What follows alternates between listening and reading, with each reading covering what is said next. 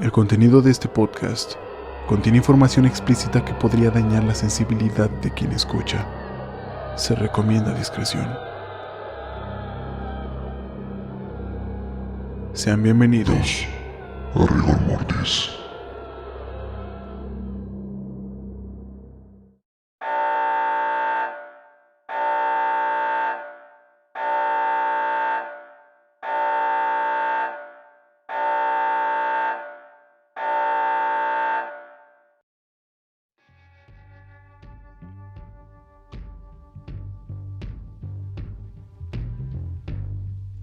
Hola a todas y a todos y bienvenidos a otro martes de rigor, el primero del año 2023. Feliz año nuevo a todos y a todas. Espero que lo hayan iniciado muy bien. E incluso si no lo iniciaron también, pues recuerden, quedan muchos días para que eso cambie. Como ya escucharon, al principio del episodio había una alerta. Esta alerta, por los suscriptores que son nuevos, indica que el episodio tiene un contenido bastante alto de información explícita. Aunado a esto, algunos efectos de sonido y la narración que pueda ayudar a la dramatización del caso pudieran causar en las personas algo incómodo. Si tú eres una persona que se considera fácil de perturbar, te recomiendo que mejor no escuches este episodio. Lejos de querer causar una especie de morbo en la audiencia, únicamente es un aviso para que no digas que no te avisé, para que no te sorprenda lo que vayas a encontrar. Si aún así quieres escucharlo, bienvenido y quédate. Si no te has suscrito al canal de YouTube, por favor, ve y suscríbete. Ya tiene video el podcast por aquel lado. Además, me ayudarías mucho suscribiéndote al canal para empezar a monetizar. Tengo por el momento una meta de 1000 suscriptores para que YouTube me abra el programa y poder ya ganar dinero de este proyecto. Lo hago con todo el cariño, lo hago con toda la pasión, pero la verdad, recibir una remuneración sería fantástico para mí. Bueno, no nos enrollemos más porque el episodio viene cargadito de información. Vamos directo al tema. Los dejo con el episodio número 5 de la 4ª temporada, aquí, en Rigor Mortis.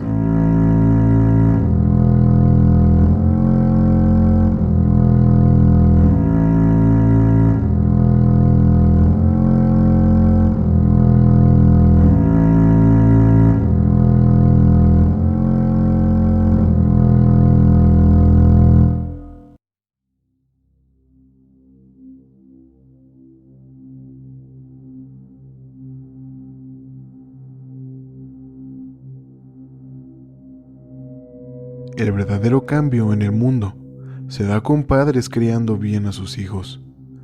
Es una frase que me encantó escuchar hace algunos días.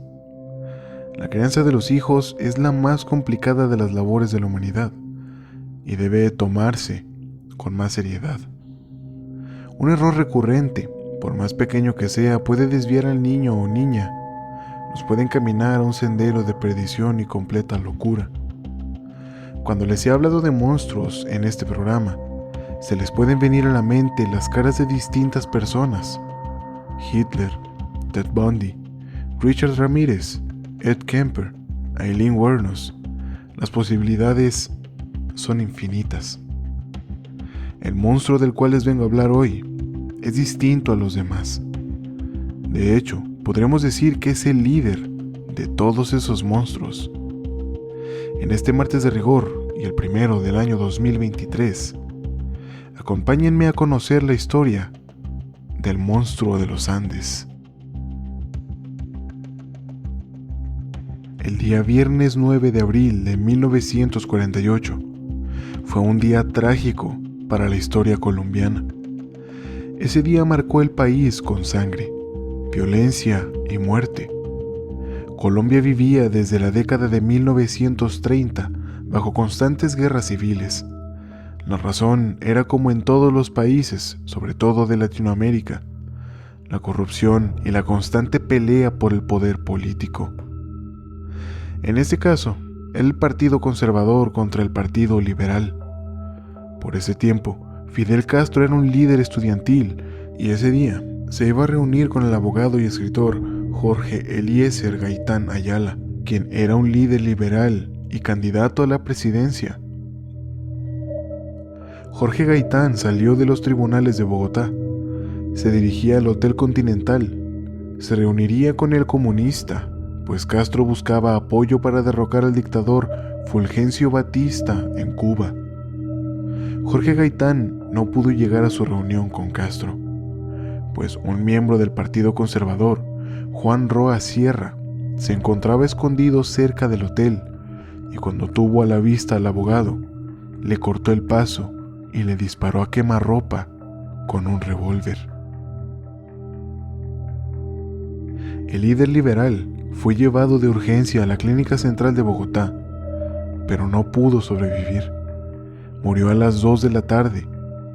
En tanto, Roa Sierra fue linchado por guerrilleros del Partido Liberal, dejando su cadáver tirado en la zona central de la Plaza Bolívar, justo frente al Palacio de Justicia. La gente que apoyaba al Partido Liberal se enteró rápidamente del asesinato de Jorge Gaitán, lo que ocasionó que una turba de enfurecidos liberales fueran al entonces Palacio de la Carrera para derrocar al presidente conservador Mariano Ospina Pérez. Pero el ejército colombiano contestó, enviando tanques y disparando a los civiles enfurecidos. La matanza se cree que pudo ser de más de 300 personas. Ese día, por el asesinato, se inició un conflicto, una amenaza que parecía no tener fin. Ese día inició el Bogotazo, una ola de violencia en la que la Armada colombiana y los guerrilleros del Partido Liberal eran los protagonistas. La ola fue llamada por algunos historiadores como la violencia y no se detuvo hasta 1957, después de un acuerdo nacional de paz, después de que murieron alrededor de 300,000 personas. Pero, ¿por qué mierda te estoy contando esto? Porque ese viernes 9 de abril de 1948, el día en que Jorge Gaitán fue asesinado e inició el Bogotazo, un comando de guerrilleros atacó un bar que quedaba a 190 kilómetros de la capital. Era la ciudad de San Rafael, departamento de Tolima. En ese bar reportaron que se produjo una intensa balacera, muriendo un dirigente conservador llamado Medgardo Reyes, mismo que tenía 2 familias, una en matrimonio y otra con una prostituta de la zona. La mujer se llamaba Benilda López, mujer que estaba embarazada en el momento del asesinato de su pareja. El 8 de octubre de 1948, Benilda dio a luz. A falta de padre, en el acta de nacimiento solo le puso su apellido. Ese día llegó al mundo Pedro Alonso López. En plena violencia, con el riesgo latente de que Benilda y su nuevo hijo fueran asesinados a balazos. En ese ambiente hostil, el niño se crió. Poco se sabe con exactitud sobre la infancia de Pedro Alonso, esto por los testimonios contradictorios tanto de él como de Benilda, pero contaré aquí lo que sí se ha podido corroborar. En abril de 1949, Benilda se mudó junto a sus ahora 7 hijos, todos de padres distintos, pues por los años que eran y la profesión que ejercía, era difícil saber de quién era cada hijo. El abortar no era tan fácil como en el presente y la educación sexual prácticamente no existía. La mujer llevó a sus hijos a vivir a Ibagué, la capital de Tolima, pero meses después se volvieron a mudar, ahora a la ciudad de El Espinal. Según sus vecinos, la familia vivía en una casa muy humilde, justo frente al matadero que abastecía de carne a la zona. El Espinal es una zona mayormente rural, pero en ese entonces la población era aún más pobre debido a las llamadas campañas de pacificación que los militares llevaban a cabo. Además que para 1952, Cuando Pedro iba a cumplir 4 años, le tocó presenciar que una de sus vecinas fue arrastrada hacia afuera de su casa por los militares. La violencia estaba más desatada que nunca y murieron alrededor de 1,500 personas de esa localidad. Era casi la mitad de la población total. Los guerrilleros liberales, al enterarse de las matanzas en esa localidad, decidieron emboscar un convoy militar y asesinaron a 90 soldados. Nadie estaba exento de la violencia. Toda la situación bañó de miedo a la población de todo el país. Mientras, en la casa de Benilda había solo una cama que compartía con 4 de sus hijos, los más pequeños, contando a Pedro, quien era el menor de todos. Pero no solo la compartía con ellos. Dividida apenas por una cortina, Benilda daba sus servicios sexuales, mientras del otro lado de la cortina se encontraban sus pequeños, quienes escuchaban los gemidos y ruidos propios del acto sexual. Todos hemos escuchado a nuestros padres fornicar, lo cual resulta ser insoportable de recordar. Podemos ponernos, digamos, uno de los zapatos del pequeño Pedro. Pero a eso agreguen que su madre no está con su padre, sino con 1, 2, 5, 10 extraños por noche. Y a eso agreguen que la escuchan gemir casi en sus oídos. Pueden oler los jugos de mamá, pueden sentir los movimientos en la misma cama y el gemido final de cada hombre al eyacular. Eso sin duda es suficiente trauma como para dejar a más de alguno bastante loco. Espero que ninguno en la audiencia se haya excitado con eso. De lo contrario, por favor, atiéndete. Eso no es sano. El resto de hermanos ya se habían ido de la casa. El mayor se unió al ejército colombiano y los otros 2 comenzaron sus trabajos forzados como campesinos o como trabajadores domésticos. Creciendo en ese ambiente tan horrible y aberrante, podemos a estas alturas imaginar que eso fue suficiente como para crearle complejos, traumas y trastornos al niño. Pero a eso se le agrega que, a medida de que pasaban los años, la familia de Benilda creció más y más, pues Pedro no sería el hermano menor nunca más. Su madre le trajo en total 6 hermanos nuevos, todos, claro, de distintos padres. Pero aclarando, podríamos ver el lado de Benilda. Tal vez era lo único que sabía hacer para ganar dinero y mantenerse junto con sus hijos, de los cuales se hizo cargo en la medida de lo posible. Sin dudas, también cabe recalcar que no era un ambiente propicio para que ninguno de sus hijos creciera sin padecer algo psicológico. Su oficio de prostituta, sin embargo, no duró mucho, pues cuando Pedro tenía ya los 4 años, su madre se casó con Tulio Castañeda, un operario en una fábrica cercana a su casa. A su vez, Benilda dejó su oficio y comenzó a trabajar como intendente en un restaurante. Alonso se iba con su madre a trabajar, recogiendo desperdicios o lavando la loza. Pero lejos de poder ponerlos del lado de Benilda, por creerla una madre modelo que peleaba por el bienestar de sus numerosos hijos, la cruel realidad era que, como en casi todos los casos de asesinos seriales, ella abusaba de sus hijos. Varios vecinos pudieron corroborar las historias que Pedro contaba. Benilda los amarraba y los golpeaba con palos. En otras ocasiones les quemaba los pies con fuego, además, claro, de los gritos e insultos que les dedicaba. Como si no fuera suficiente haberla escuchado fornicar en la misma cama, separando inútilmente el mundo infantil con el adulto por una delgada cortina. A su corta edad, Pedro ya conocía una cara bastante oscura del ser humano. Había visto violencia en las calles, la escuchaba y era consciente de los peligros que había afuera. Pero a su vez, su madre era otro monstruo. No tenía un apego positivo hacia ella. Su personalidad era muy introvertida y bastante tranquila, por lo que nunca se llevó mal con sus hermanos. De hecho, logró formar un vínculo muy fuerte con su hermano mayor, por lo que cuando se fue al ejército no tuvo otra opción que buscar ese refugio fuera de su casa, encontrándolo en una vecina colindante. Ella era Ana Matilde Gavilán, quien con gusto lo recibía en su casa cuando las cosas se salían de control con Benilda. En ese panorama tan desfavorable, Pedro completó su segundo año de la escuela. Para cuando comenzó su tercer año, él mejor decidía fugarse de la escuela justo al matadero que estaba frente a su casa. De esa manera, pasaba sus tardes mientras miraba cómo asesinaban animales y los descuartizaban frente a él.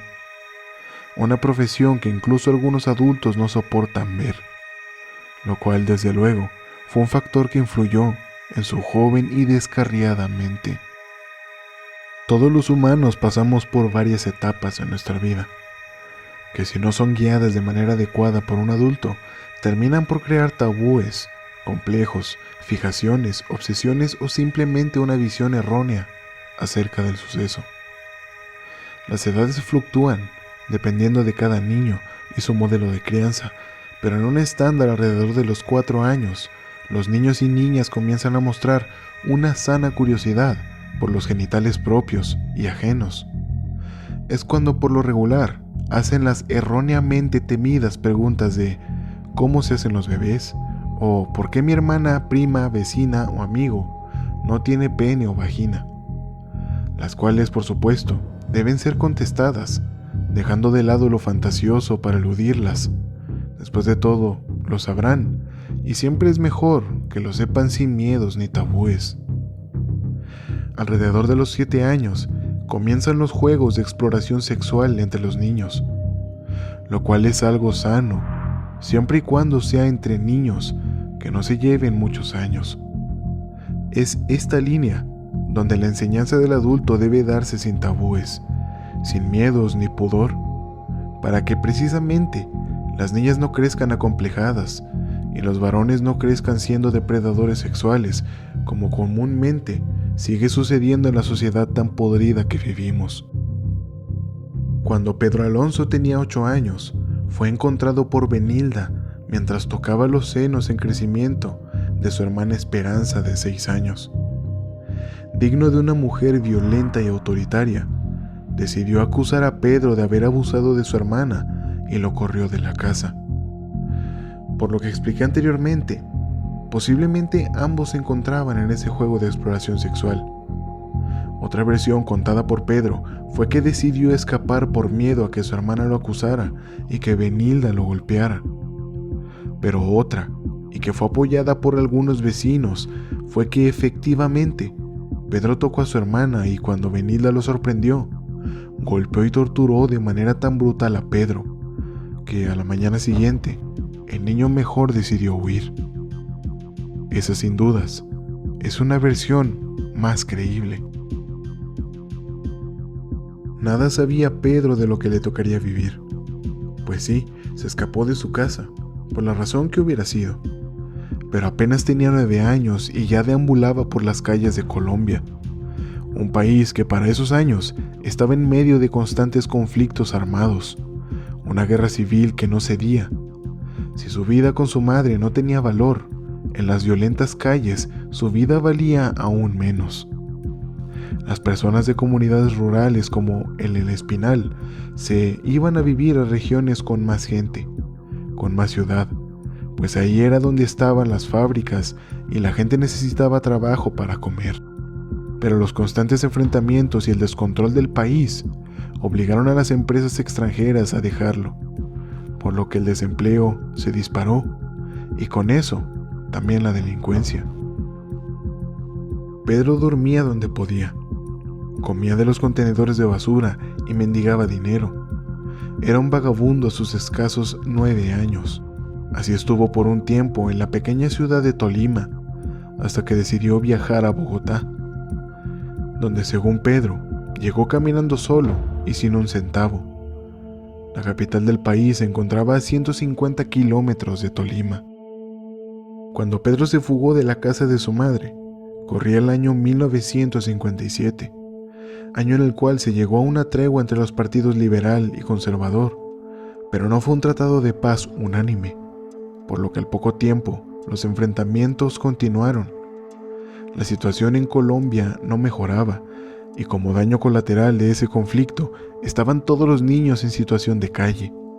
Habían muchos huérfanos, pero otros incluso con familia en otro lugar. Se encontraban vagando por las calles.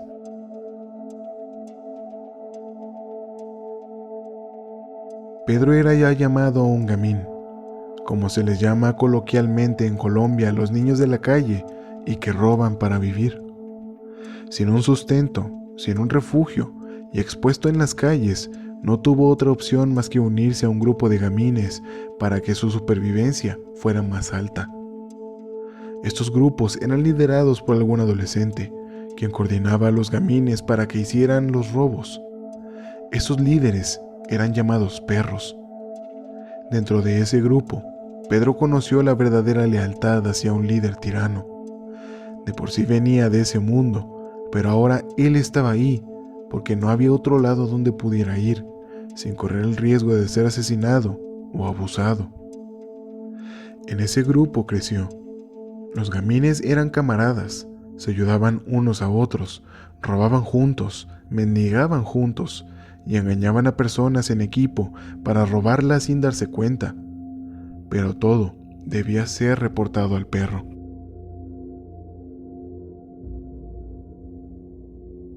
Era una comunidad formada por algo parecido a clases sociales.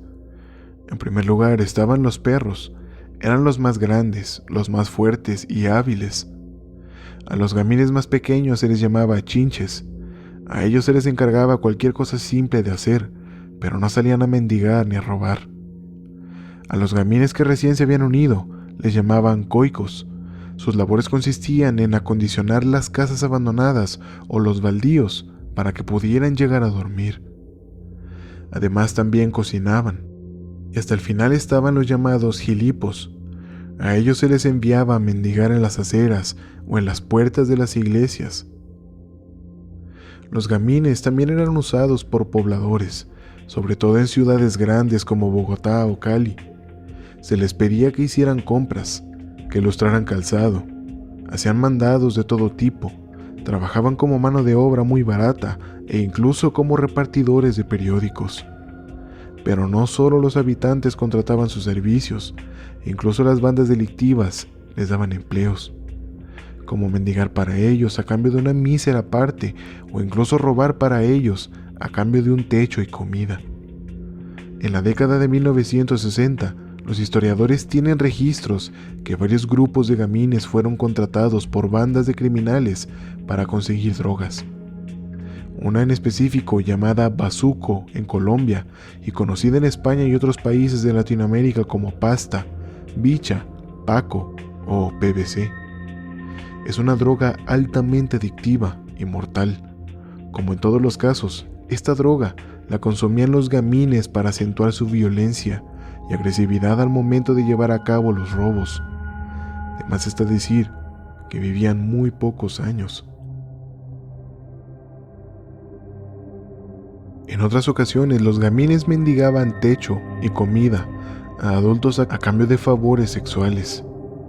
Las prácticas se hicieron famosas entre la población, lo cual resultó en más violencia, ahora por parte de violadores que raptaban a los niños para golpearlos, violarlos y hasta asesinarlos, como fue el caso de Luis Alfredo Garavito en los años 90. En este contexto social, entre todo ese caos, rodeado de la aberrante realidad humana, Pedro Alonso López crecía mientras su mente poco a poco se fragmentaba. La personalidad de Pedro era la de un niño reservado y tímido. Por tanto, entrar a un grupo de gamines como una chinche no iba a ser una tarea fácil, pues no era probable que pudiera defenderse por sí mismo, por lo que tuvo que haber vivido noches de hambre y de violencia física antes de ser aceptado por el grupo. En una ocasión, según confesó Pedro, un hombre le ofreció un lugar donde comer y resguardarse. El niño, ingenuo e indefenso, creyó en la oferta del hombre y se fue con él. Esa noche Comió un plato de comida que lo pudo satisfacer, después de días sin comer. Al fin podía llenar su estómago que dolía por el hambre. Después de haber comido, el hombre lo condujo hacia un edificio abandonado. En ese lugar, en vez de ofrecerle un lugar donde pudiera dormir, le propinó una golpiza y cuando el niño estaba a borde del desmayo, fue sodomizado por el hombre. Lo violó en repetidas ocasiones hasta que perdió el interés.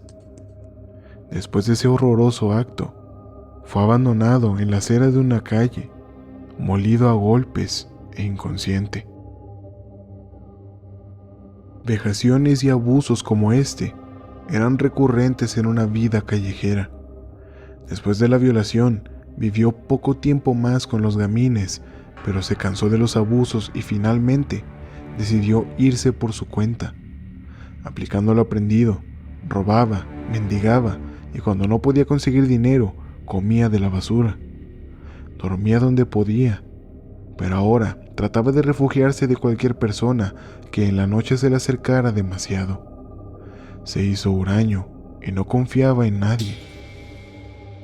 Ese niño fue creciendo, aspirando a ser un perro y poder organizar su propio grupo de gamines. Obligaba a niños más pequeños a base de amenazas y golpes para que robaran por él. Pero el miedo constante a que lo volvieran a violar lo obligó a aliarse con otros grupos de gamines que estaban dentro de organizaciones delictivas. Esto para su propia protección. Dentro de esos grupos comenzó a fumar bazuco y además participó en peleas contra otros grupos para quedarse con los mejores lugares para dormir o los contenedores más grandes de basura, por lo que en muchas ocasiones terminó herido. Después de un tiempo de estar en la calle peleando por comida y un techo, decidió marcharse de su grupo de gamines, terminando por pedir limosna en las puertas de una iglesia. Un día, una pareja pasó por ahí y lo vio. Un niño desnutrido, delgado hasta los huesos y con un aspecto deplorable. El hombre se acercó al niño y lo invitó a irse con ellos. Pedro se asustó por la proposición, pero se relajó porque el hombre tenía esposa, quitando de su mente esa escena en la que ese hombre lo golpeó y lo violó. Así que pensó en que irse con ellos sería menos peligroso que la calle. Decidió acompañarlos. La identidad de ese matrimonio que lo rescató de las calles fue mantenida en secreto por el propio Pedro. El matrimonio era originario de Estados Unidos, según mencionó Alonso, pero su adopción fue muy breve. Fue más bien como la de una pareja que rescata un cachorro de la calle y tras unos días de júbilo por el nuevo integrante, deciden abandonarlo. Sin embargo, el abandono de Pedro fue en un lugar donde podía haber crecido sin el caos y la locura de la calle. A sus 10 años, el matrimonio llevó a Pedro a un colegio religioso que contaba con un asilo para niños de la calle. No se podría hablar de un abandono, ya que la pareja pagó por su educación y lo alimentaron muy bien en el tiempo que vivió con ellos. Fueron los 3 años más buenos de su vida, los únicos que tuvieron una racha constante de paz y cariño. Parecía que su vida podría valer algo. Esa temporada llenó a Pedro de esperanzas. Pero aunque su vida estaba comenzando a enderezarse y contaba con 2 tutores que lo trataban con cariño y amabilidad, como si fuera un cliché de una cómica y trágica película, un maestro de ese colegio religioso lo violó. Sin embargo, lo que más le dolió, sorprendentemente, no fue la violación en sí, sino que ese maestro era el que se llevaba mejor con él, al que más confianza le tenía y el que se mostraba más cariñoso. Era no solo la violación física, sino la de confianza. Con tantos traumas, tantos abusos y una historia que parecía estar destinada a la tragedia, Pedro no denunció el abuso con sus tutores, tampoco con el director del colegio o con otro profesor. En lugar de eso, renunció a todo lo que había ganado en esos 3 años y huyó del colegio, diciendo adiós a sus amables y cariñosos tutores, diciendo adiós a una vida que pudo haber sido mejor.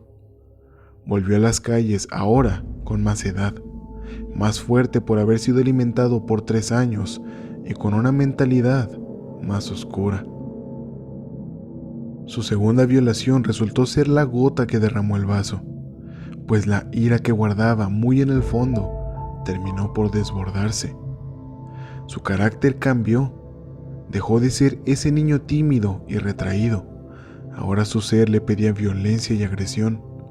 Su primer delito, para su segunda vez en las calles, fue robar una importante suma de dinero de una de las oficinas del colegio. Con ese dinero pensó que podía hacer algo, ahora que viviría por su propia cuenta. Según Pedro, en los próximos 6 años volvió a los grupos de gamines, pero ya no como una chinche, sino como un perro, liderando su propio grupo de gamines. Además, cuando surgía la oportunidad, trabajaba en actividades de campo para ganar dinero, que lo usaba solo para poder comer. Incluso en varias ocasiones, cansado de vivir en la calle, quiso conseguir empleo, pero por su poca formación académica y laboral, los patrones lo excluían, por lo cual volvía a las calles a mendigar y en algunas ocasiones también a robar. Incluso pedía comida a algunos restaurantes para que le dieran las sobras antes de que cerraran. Después de que la guerra civil fue cediendo poco a poco, la policía mantenía un riguroso orden en la sociedad, utilizando un ridículo control, pues querían limpiar lo que se veía mal en las calles. Ese control de rigor llevó a que Pedro fuera detenido muchas veces por la policía, por ser simplemente un vagabundo o por haber robado, pero salía rápido de las correccionales por ser menor de edad y por no tener padres a los cuales citar para dar aviso de su paradero. Sin embargo, en varias ocasiones se pusieron más rudos y lo dejaron varios días en las correccionales. Sin embargo, salía libre porque sus delitos eran menores. De todo eso, lo peor que le podía pasar era llevarse varias golpizas por parte de los policías para tratar de disuadirlo de volver a robar. Por la década de 1960, según lo cuenta él mismo, se hizo muy hábil en el robo de vehículos, tanto que algunos grupos del mercado de desguace de autos lo contrataban, y de eso se mantuvo hasta los 18 años. Cuando al fin alcanzó para poder rentar una habitación, era el año 1967.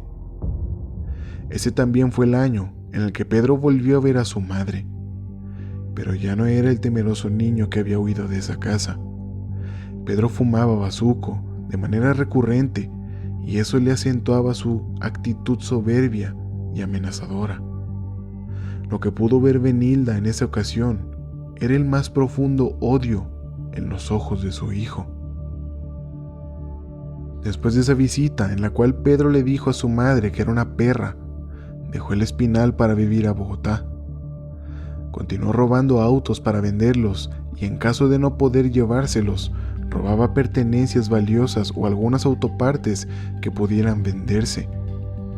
Dormía a veces en habitaciones y otras en las calles, dependiendo de cuántos robos hubiera hecho y del dinero disponible, pues pagaba su vicio, el bazuco. Pero sus robos no quedaron impunes. Ya con 18 años de edad, fue sorprendido robando y fue arrestado, juzgado después por su crimen. Pedro se declaró culpable, pero en esa ocasión ya podían juzgarlo como adulto, por lo que el juez lo sentenció a 7 años de prisión en la cárcel La Modelo en Bogotá. Lo último que le faltaba a Pedro para terminar de curtir su carácter como futuro asesino. Interrumpo el programa para hacer un breve comercial. Tú que me estás escuchando en este episodio, si tienes un servicio, un producto o un proyecto que quieras anunciar a alguien, Rigor Mortis puede servirte de canal. ¿Cómo hacerlo? Todo es muy fácil. El link te lo voy a dejar en la descripción del episodio. Únicamente entra y ahí mismo puedes crear una campaña publicitaria. Yo estaré encantado de darle voz a lo que sea que quieras anunciar, desde meter un comercial a la mitad del episodio como este, al inicio, al final, o incluso hacer alguna reseña o hasta un episodio especial ofreciendo lo que tú estás anunciando. Si te animas, todo es muy fácil. Únicamente entra al link, crea tu campaña publicitaria y yo con todo gusto me pondré en contacto contigo. Bueno, sin más interrupción, volvamos al episodio.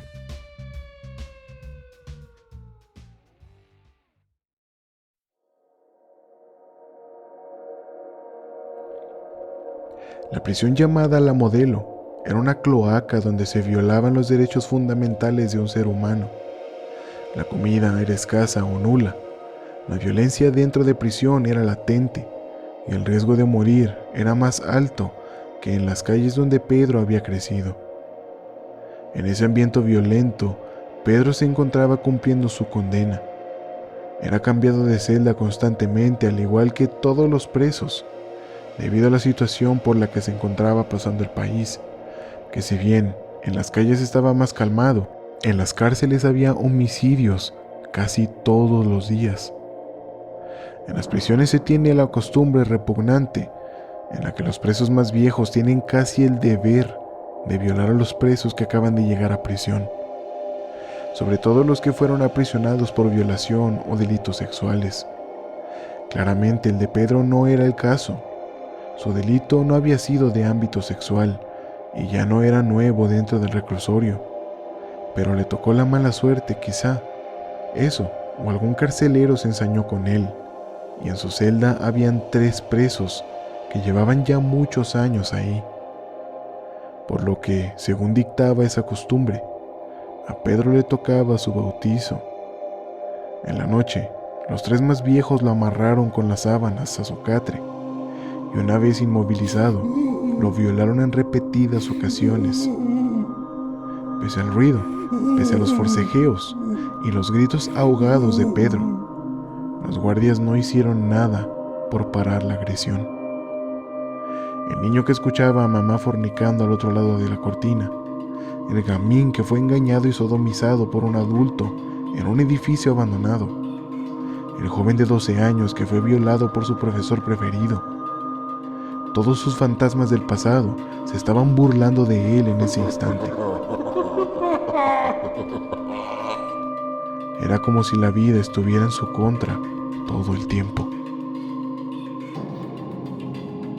Pero Pedro ya no era ese niño escuchando a su madre gemir. No era ese gamín engañado y golpeado. No era ese ingenuo niño que se dejó engañar por su profesor. Era un hombre de 21 años, uno que estaba lleno de odio. En silencio y con mucha paciencia, fue construyendo su venganza.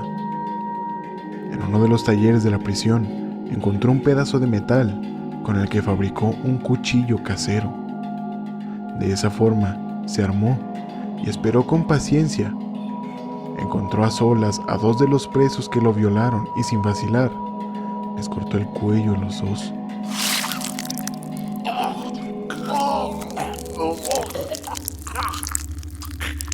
Como estuvo a solas, nadie se dio cuenta del autor del asesinato.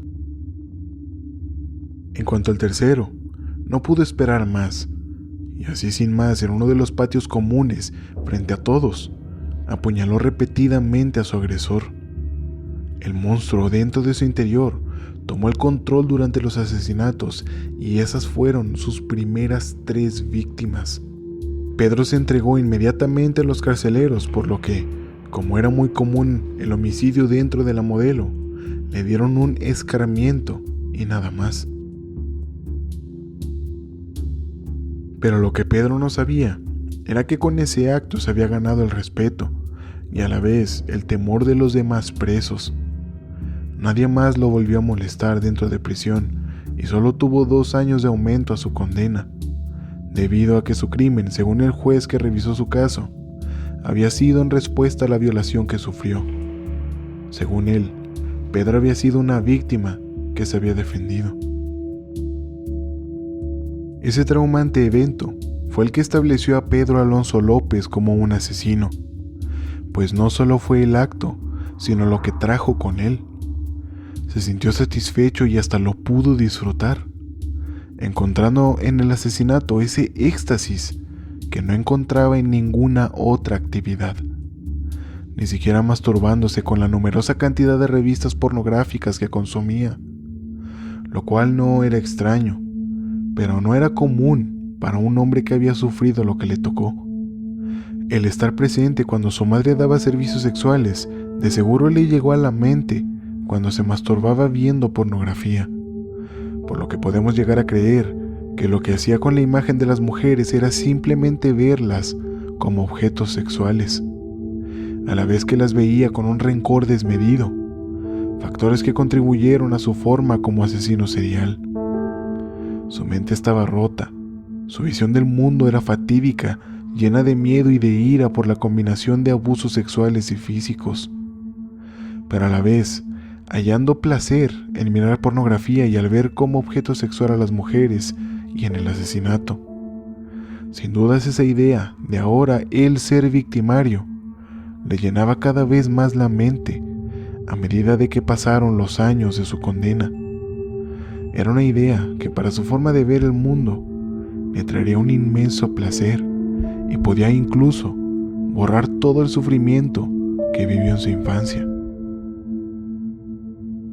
Existen dos versiones de su liberación de prisión. La primera dice que en 1978, cuando tenía 30 años, quedó en libertad.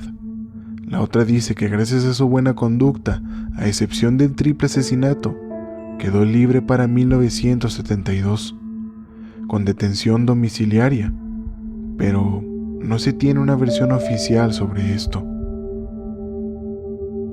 Una vez fuera de prisión, Pedro decidió ir hacia los pueblos de comunidades andinas del sur del país.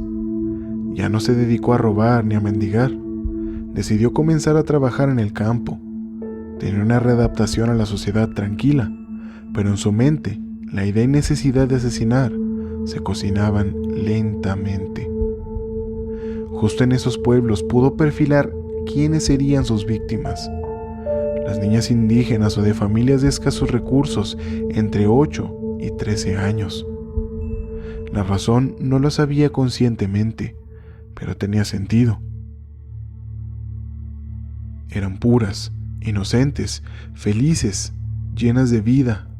Para sus familias, sus vidas tenían sentido y llenaban de felicidad a sus padres, cosa que él nunca tuvo. A sus 8 años huyó de su casa. Su vida no tenía sentido ni valía. A sus 9 fue violado por primera vez y a sus 12 por segunda vez. Le tenía un rencor enorme a las mujeres, además de miedo. Las veía como objetos sexuales. Además que asesinar niñas era mucho más fácil. El poder arrebatarles todo eso, para él era lo que más le iba a traer placer. La mente de ese hombre estaba ya muy fragmentada. Por un lado sentía dolor y la impotencia de haber sido un pequeño inocente e indefenso del cual varias personas abusaron. Sentía la rabia de no poder hacer nada, pero a su vez su mente se fue al abismo a comenzar a simpatizar con los victimarios, pues su ira se comenzaba a desbordar, misma que, en los viajes que comenzó a hacer a partir de 1978, atacaba violentamente a cuanta niña se encontrara sola. Las chantajeaba al igual que lo hicieron con él. Las engañaba para que le tuvieran confianza y una vez que estaban solos, las asesinaba y luego violaba los cadáveres, aunque no siempre hizo esto en ese orden. Debido a que los lugares en los que abusó de las niñas y las asesinó eran en zonas muy remotas, las denuncias no se hacían.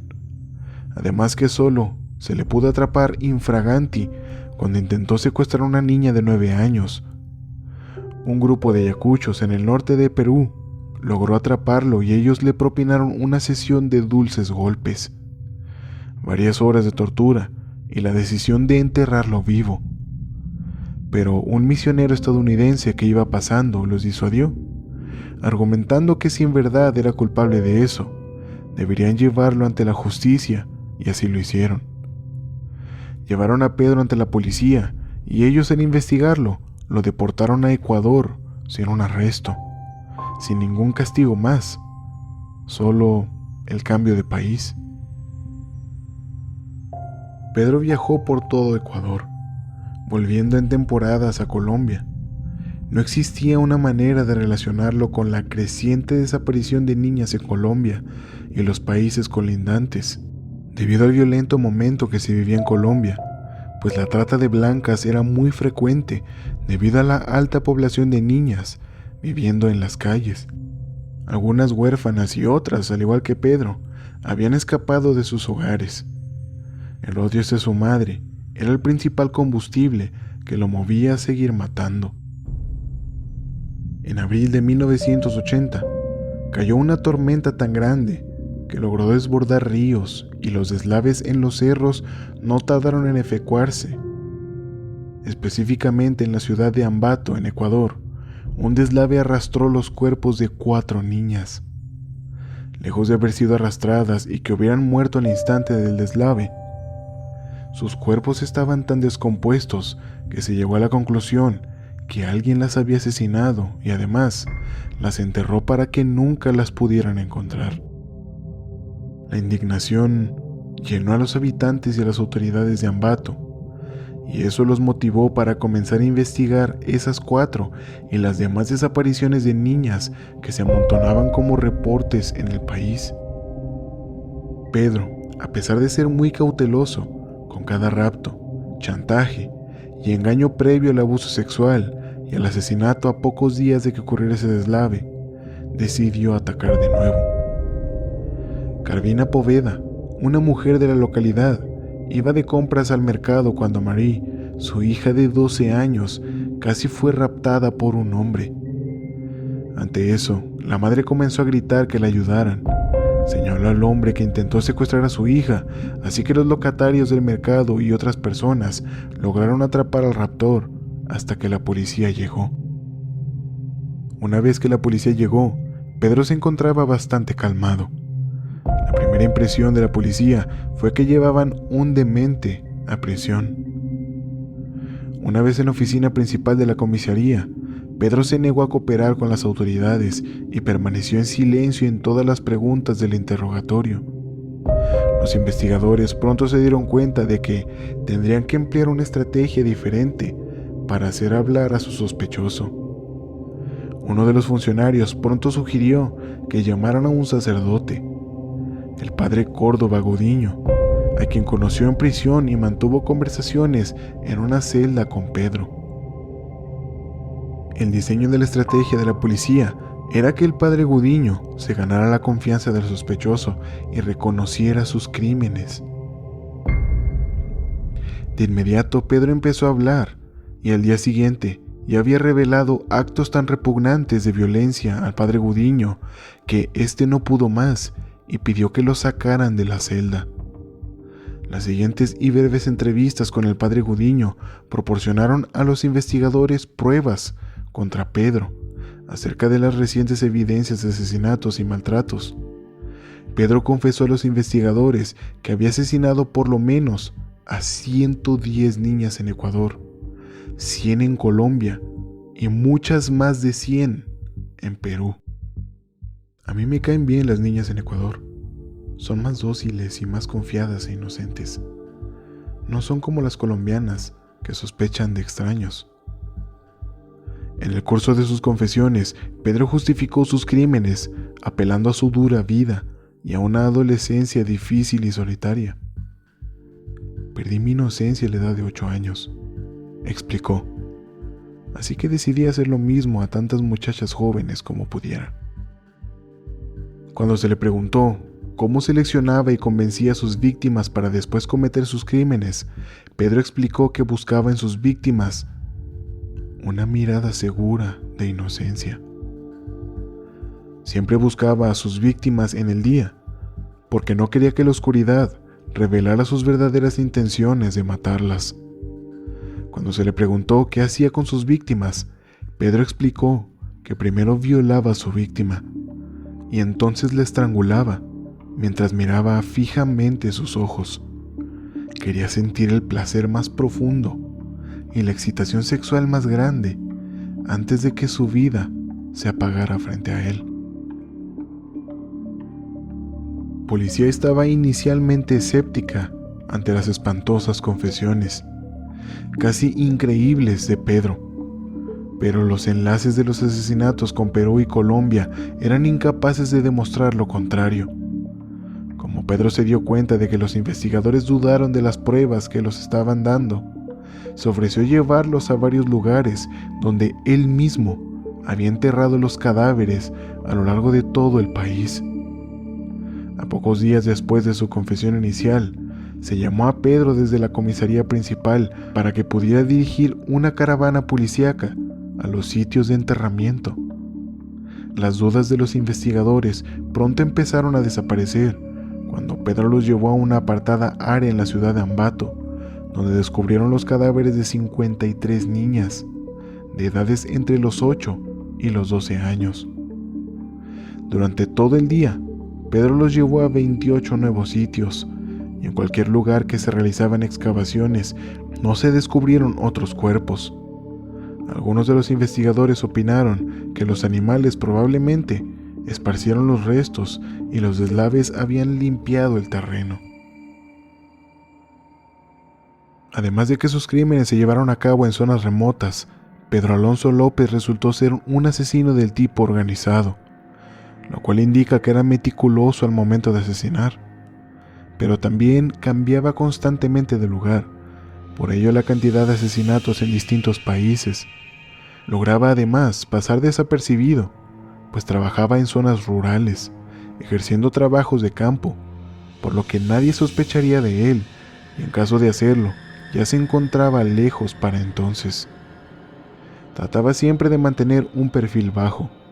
No utilizaba armas, sino sus enormes manos para asfixiar a las niñas, y una vez que las asfixiaba, revisaba su respiración o cortaba sus muñecas hasta que ya no le saliera más sangre.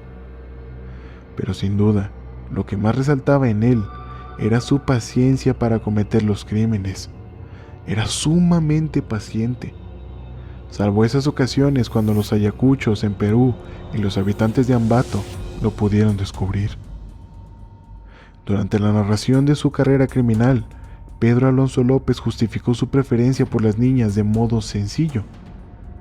Eran fáciles de convencer. Por supuesto, en la siguiente entrevista cambió de opinión y sus palabras se volvieron mucho más perversas. Es como comer pollo. ¿Por qué comer pollo de edad cuando se puede tener un pollo joven? Quería tocar el placer más profundo y la excitación sexual más profunda antes de que sus vidas se marchitaran. El cinismo que exhibía en sus testimonios quedó probado con una declaración a un periodista que le consultó por el asesinato de una niña de 14 años en Tocollao, un suburbio de Quito. Bueno, capitán, ahí metí la pata al comerme a una vieja. Consultado sobre el crimen de una niña llamada Ivanova Jacome Garzón, Pedro Alonso López se declaró culpable de rapto, violación y estrangulamiento.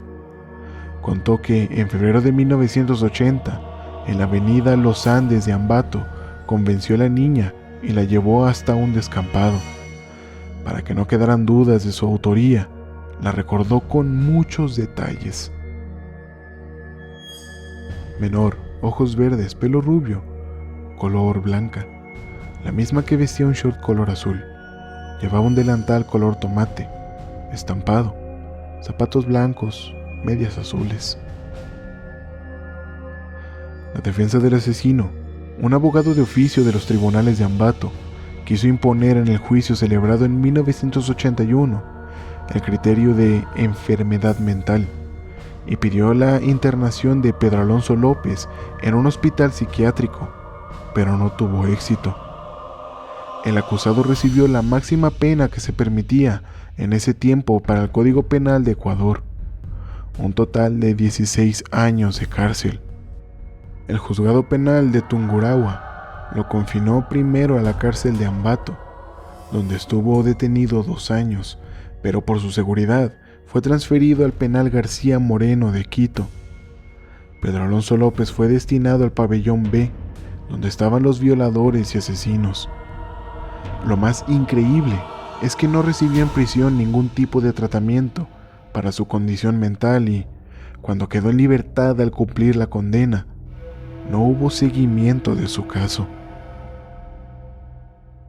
El monstruo de los Andes cumplió solo 14 años y 3 meses de reclusión entre las cárceles de Ambato y de Quito, debido a su buen comportamiento en prisión.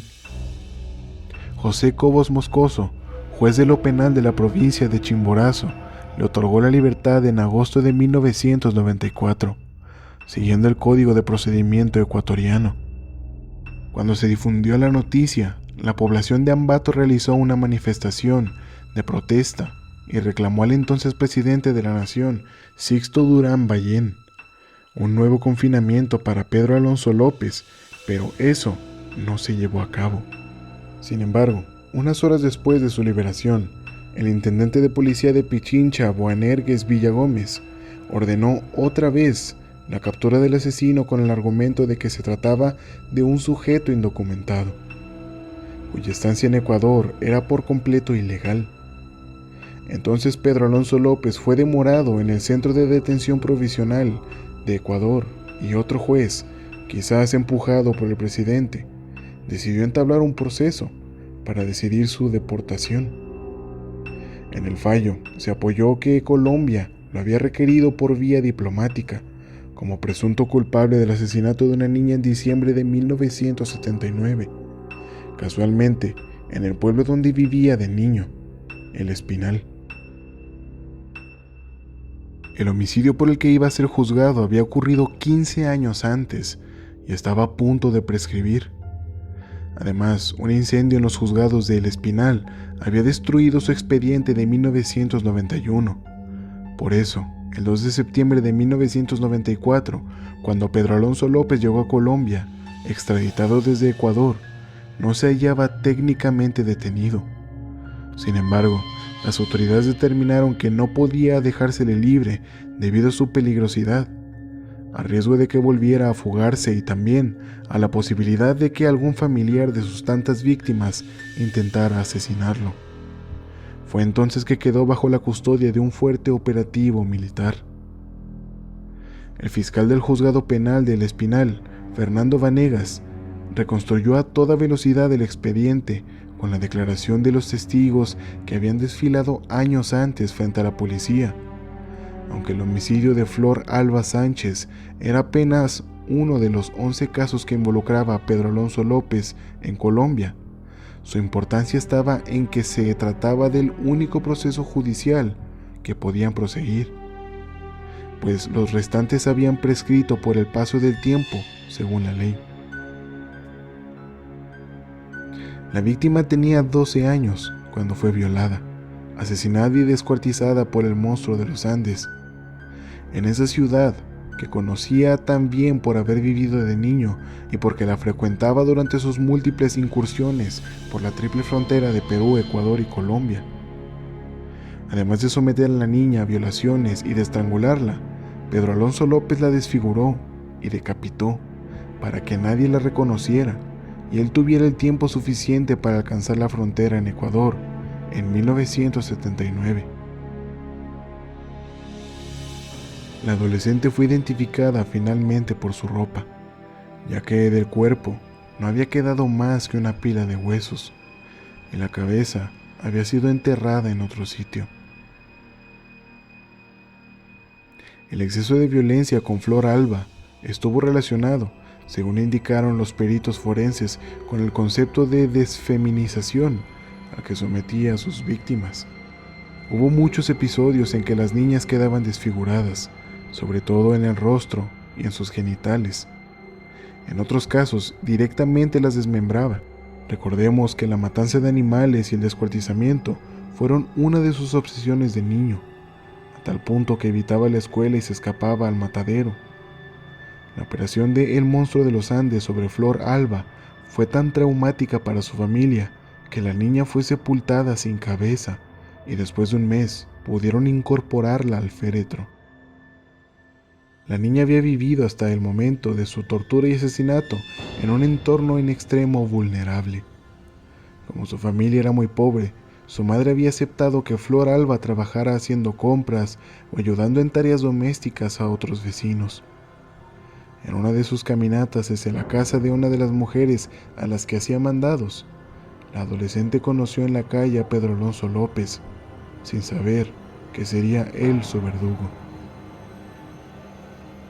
El cuerpo había sido descubierto en el monte por un hombre que buscaba leña.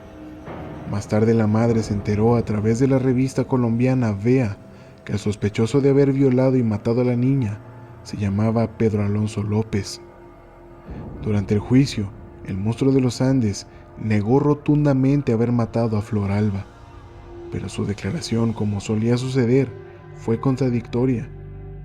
Después de mucho insistir en su inocencia, explicó a los magistrados que el día en que fue asesinada la niña estaba en el pueblo. Con el cinismo que lo caracterizaba, aseguró que se había enterado de ese asesinato por un rumor que circuló en el Espinal, pero inmediatamente después hizo una detallada descripción de la niña asesinada en su declaración, como si lo hubiera conocido.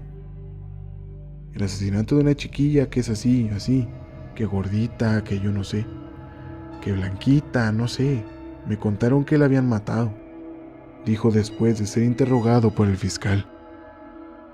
Al igual que en Ecuador, los peritos forenses que lo trataron en Colombia determinaron que era un psicópata y que tenía trastornos de personalidad, como megalomanía. Con estas pruebas en mano, el abogado de Pedro Alonso López reclamó su inimputabilidad.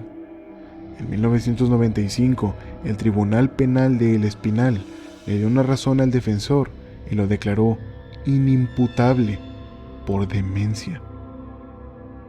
Tras este fallo, Pedro no podía ser juzgado por ninguno de los otros casos de violación y asesinato en los cuales pudiera estar involucrado. De acuerdo con el Código Penal de Colombia, el hecho de que estuviera enfermo determinaba una ausencia de malicia intencional. De esa manera, resultó impune de los múltiples crímenes cometidos en su país, al igual que había sucedido en Perú. La decisión de la justicia motivó, por supuesto, impugnaciones. Su propia madre, Benilda López, suplicó ante el tribunal que no soltaran a Pedro, porque en sus propias palabras, podría venir a matarme. Mientras otros pobladores del Espinal prometieron que se vengarían si lo veían libre. Y lo mismo sucedió del otro lado de la frontera, en Ecuador. Cuando se difundió la noticia, tras el juicio, Pedro Alonso López tuvo que ser recluido en la escuela militar, cerca de la cárcel, para evitar que la población lo pudiera linchar. Por disposición del tribunal, el asesino fue internado en un centro psiquiátrico de Bogotá, en lugar de una cárcel de máxima seguridad como hubiera correspondido. Sin duda, los jueces no tuvieron en cuenta, en su fallo, una de sus frases más terribles. El momento de la muerte es apasionante y excitante. Algún día, cuando esté en libertad, sentiré ese momento de nuevo. Estaré encantado de volver a matar. Es mi misión. Durante sus años de reclusión en la clínica psiquiátrica, Pedro Alonso López envió cientos de cartas a los jueces del tribunal que lo recluyó y a los peritos forenses. El objetivo, convencerlos de su recuperación. Ridículo o no, el poder de persuasión del psicópata fue superior al imaginado. Los psiquiatras que habían comprendido el peligro que representaba cambiaron de parecer y admitieron que se estaba curando. Así, por increíble que parezca, consideraron que podría readaptarse a la sociedad, por lo cual le recomendaron al tribunal del Espinal la prisión domiciliaria. Su astucia de depredador, la misma que le había permitido engañar a sus víctimas, volvió a hacerse valer con las autoridades que no supieron reconocer la peligrosidad que encarnaba. No se conoce a ciencia cierta cuál fue el número de víctimas totales del monstruo de los Andes. En Perú no fue juzgado. En Ecuador fue condenado por 57 violaciones y asesinatos, y en Colombia fue enjuiciado por un solo asesinato. El resto de las acusaciones que lo tenían como sospechoso otras 10 en la zona del Espinal y unas 100 en Cali. Habían sido ordenadas con el tiempo según la ley. Es decir, desde el punto de vista jurídico, mató a 58 niñas, aunque fue acusado durante 2 procesos penales por más de 100 crímenes. Finalmente, él mismo se había adjudicado más de 300. ¿Verdad o megalomanía? Otro rasgo esencial de su carácter, según los psiquiatras, fue su incapacidad para establecer relaciones íntimas, una característica evidente en la conducta de Pedro Alonso López. Además, era notoria su falsedad y la manipulación que hacía de otras personas para obtener placer o dinero. Y, por supuesto, todo estaba envuelto por una falta de remordimiento absoluta. Pedro Alonso López no solo nunca se arrepintió, sino que se sentía orgulloso de sus crímenes. En resumen, fue un asesino en serie, o según el manual de clasificación del FBI, un homicida sexual organizado. Si hubiera vivido en Estados Unidos, hubiera recibido como mínimo cadena perpetua y en muchos estados, incluso la pena de muerte. En contraste, los jueces colombianos le impusieron apenas 3 condiciones para que abandonara la clínica y cumpliera prisión domiciliaria: una insignificante fianza equivalente a $50, la continuación del tratamiento psiquiátrico y la obligación de presentarse todos los meses ante una oficina del Poder Judicial de Colombia, en cualquier ciudad que residiera. Pedro Alonso López aceptó y recuperó su libertad en 1998. Apenas salió de la clínica, viajó hasta el territorio de su niñez, la ciudad de El Espinal, y visitó imprevistamente a su madre, la ya anciana Benilda López. Pese a las malas intenciones de su hijo que había expresado la mujer frente a los jueces, Pedro Alonso López fue relativamente compasivo esta vez. Ella relató que al aparecer de improviso en su casa, le dijo: «Madrecita, arrodíllese que voy a echarle una bendición». Después de esa representación de bondad, el monstruo de los Andes le exigió que vendiera unos muebles de la vivienda y le diera dinero para poder viajar. Así, aunque no mostró con la mujer una actitud violenta como acostumbraba, hizo algo parecido a arreglar cuentas con ella. Durante los primeros 11 meses, Pedro Alonso López cumplió rigurosamente con sus obligadas citas con la justicia y mantuvo, hasta donde se supo, un perfil bajo. Sin embargo, un año después, volvió a desaparecer imprevistamente. No se presentó ante el Poder Judicial, ni fue visto nunca más por sus familiares o conocidos. Su última presentación en Colombia fue el 22 de septiembre de 1999. Cuando renovó su cédula de ciudadanía en el Registro Nacional de Estado Civil, a sus 50 años. Desde entonces se sabe poco o nada de su paradero. Si estuviera vivo, para la fecha de subido este episodio, habría cumplido 74 años, el pasado 8 de octubre de 2022. Y las probabilidades de que haya pasado más de 2 décadas sin cometer un crimen son casi imposibles, por lo que se cree que ha muerto. Entre las hipótesis sobre su destino, podemos mencionar que varios grupos de padres de las víctimas colombianas y ecuatorianas habían manifestado durante el juicio en 1995 que si quedaba libre, tomarían justicia por mano propia. De acuerdo con esta amenaza, algunos periodistas dedujeron que Pedro Alonso López fue ejecutado ilegalmente y sepultado por familiares de las víctimas en alguna cañada, como él hacía con las niñas que había matado. En cambio, su madre, Benilda López, estuvo segura hasta su muerte natural en 2005 de que seguía vivo. Aunque su razón podría entrar en el terreno de lo sobrenatural o en el campo de la demencia senil, pues en sus palabras ella aseguró: «Siempre que alguien cercano se ha muerto, su espíritu se me ha revelado, cosa que no ha ocurrido con Pedro todavía». En Ecuador continuaron soñando con el monstruo de los Andes. Una versión periodística indicó que Pedro, con el dinero que le quitó a su madre y la ayuda de su hermano militar, se había fugado hacia ese país, donde supuestamente se había casado con una joven mujer y habría tenido 2 hijos. Esto nunca fue probado. Sin embargo, algunos vecinos de la avenida 3 de Noviembre, en la ciudad de Cuenca, en el centro sur del país, denunciaron en 1999 que Pedro Alonso López vivía en una casa abandonada. Es más, según informó el periodista local Francisco Pérez Fernández, Pedro Alonso López había sido detenido ese año por ser un indocumentado. Según dijo, se hallaba extremadamente delgado, mal vestido y asustado. Luis Rodríguez, el jefe de la policía de Cuenca, confirmó la noticia del periodista y sostuvo que no hay indicios de que Pedro Alonso López hubiera cometido delito alguno desde que saliera de la clínica psiquiátrica en Colombia. De todos modos, fue llevado al centro de detención provisional para su interrogatorio y declaró que se ganaba la vida trabajando como albañil. Entonces la policía de Cuenca puso el caso en manos del Servicio de Migraciones para una nueva deportación a Colombia. Pero como en Ecuador ya había cumplido su condena de cárcel y hubo defectos formales en la acusación, un abogado defensor consiguió nuevamente su libertad.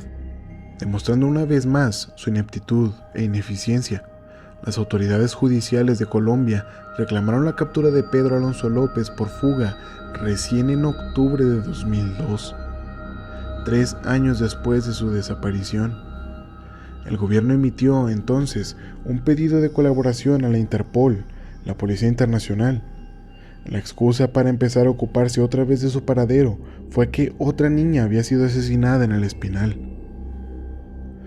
Como no hubo novedades, el propio gobierno dio de baja el documento de identidad de Pedro Alonso López en 2005, después de una prueba de necrodactilia a un cuerpo que fue descubierto enterrado a las afueras de la ciudad del Espinal.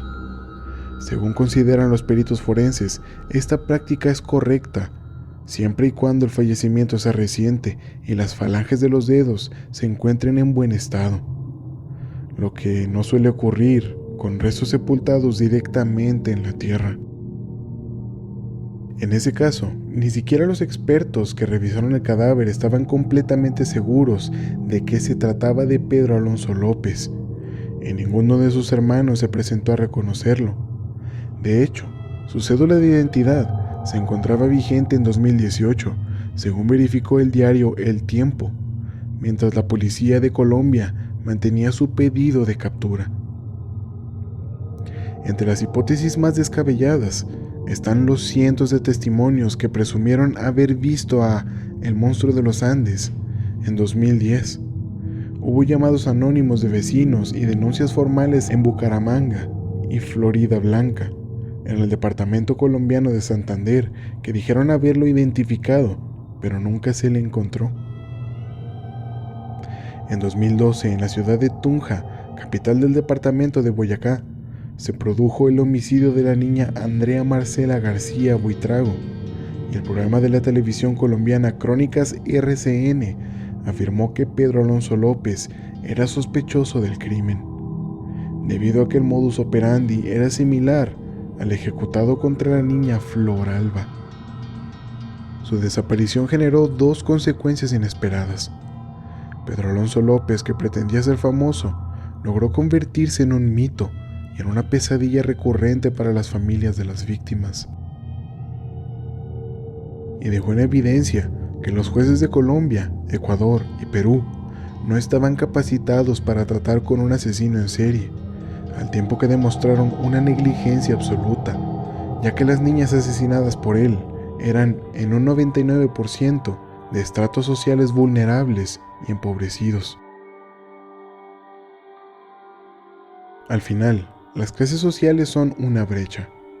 Para lo único que parecen servir es para alejar a las personas de sí mismas, para ser clasistas e ignorar ese problema que sigue creciendo, la pobreza, sobre todo en su forma extrema. Pedro Alonso López fue un niño violentado, eso sí creemos su versión, que sin dudas pareciera la infancia de un completo psicópata. Pero aquí es donde nos podemos preguntar si en verdad asesinó a todas las víctimas que él mencionó, o al igual que con Henry Lee Lucas, es un caso de megalomanía, de un mitómano que decidió engrandecer sus horribles actos para sentirse importante. Tal vez nunca lo podamos saber, pero lejos del número, esa forma de describir sus asesinatos, esa forma de torturar a las pequeñas antes de quitarles la vida, esa forma que tuvo de describir el momento en el que la vida se les iba poco a poco, esa era la esencia del monstruo de los Andes. Sin duda algo que no podrá salir de nuestra cabeza por más que quisiéramos olvidarlo, pero que es necesario ver para poder darnos cuenta de no repetir la misma crianza con nuestros hijos, para que si algún asesino serial emerge, no quede impune ante la justicia, ni libre para continuar asesinando. Algo que nos enseña este monstruo es que al rehusarse a mirar el abismo por miedo, lo único que hace es que estemos menos conscientes de la naturaleza de la maldad y por lo tanto, abiertos a que los sucesos así nos paralicen y no sepamos qué hacer. Mientras más grande sea la luz, más profunda será la oscuridad. No se puede vivir únicamente en la luz, ni sumergido por siempre en la oscuridad. El balance de la sociedad involucra ambas partes, y cuando hay un desbalance, suceden estas cosas.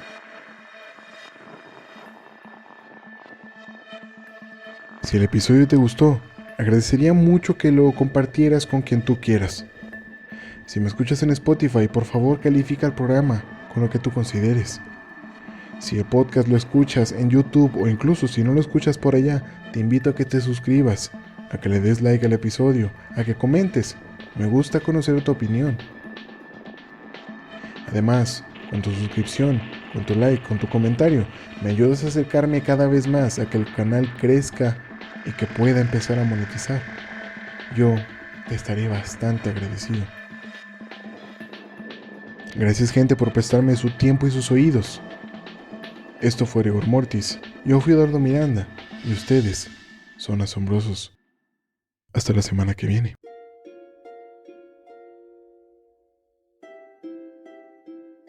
En el próximo episodio de Rigor Mortis.